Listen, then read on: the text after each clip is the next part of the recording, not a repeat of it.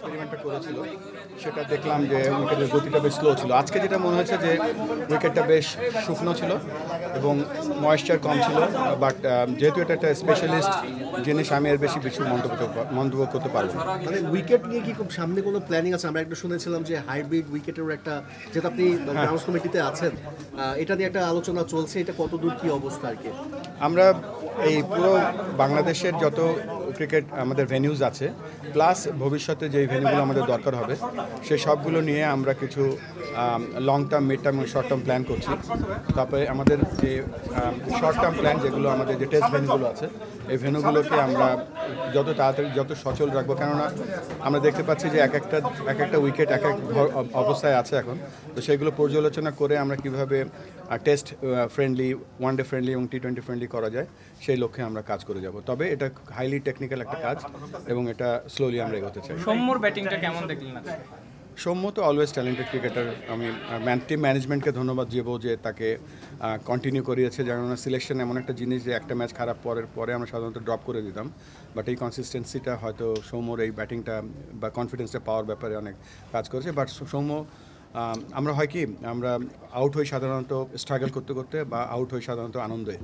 তো 91-এ আউট হয়ে যাওয়াটা আমার কাছে মনে হয়েছে যে এটা সৌম্যর ক্যালিভারে এটা 150 হতে পারতো, but Soumya started really well. মিরপুরের উইকেট একটা খুবই একটা কমপ্লিকেটেড জিনিস, তবে যেহেতু এই মাটিটা দেখতে পাচ্ছি যে it's not behaving that well, so এখানে আমাদের ভবিষ্যতে কি করা যায়, এমনও হতে পারে যে আমরা হয়তো যারা যারা নাকি স্পেশালিস্ট তাদের সাথে কথা বলে আমরা চেষ্টা করবো স্লোলি হয়তো দুটো করে পিচ আমরা অন্য মাটি দিয়েও ট্রাই করে দেখব।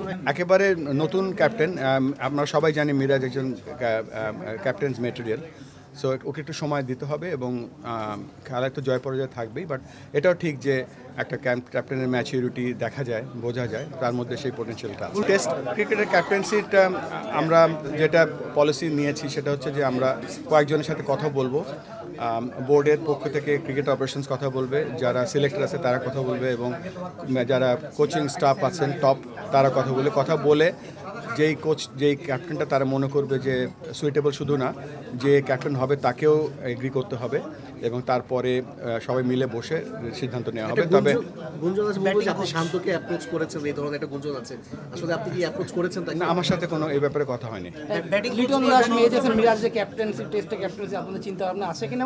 সেই তিনজন থেকে আপনারা কাউকে বেছে নেবেন? আমরা 3-4 জন নিয়েই কথা বলবো, তারপরে ডিপেন্ড করবে সেই যে প্রবাবল ক্যাপ্টেনের ইচ্ছা এবং তার যে ক্যালিবারগুলো আছে সেগুলো একটা বেঞ্চ মার্কে যদি মিট করে অবশ্যই আমরা খুব তাড়াতাড়ি জানিয়ে দেবো। সো ব্যাটিং কোচ, যেহেতু আমরা 3টা ফরম্যাটে খেলি এবং আপনি জানেন যে 3টা ফরম্যাটে 3 ধরনের ব্যাটিং স্টাইল দরকার হয়, হয়তো একটা কোচ দিয়ে সবগুলো স্টাইল হয়তো পুরো পরিপূর্ণ হয় না, তো সেই ব্যাপারে আমরা চিন্তা ভাবনা করছি।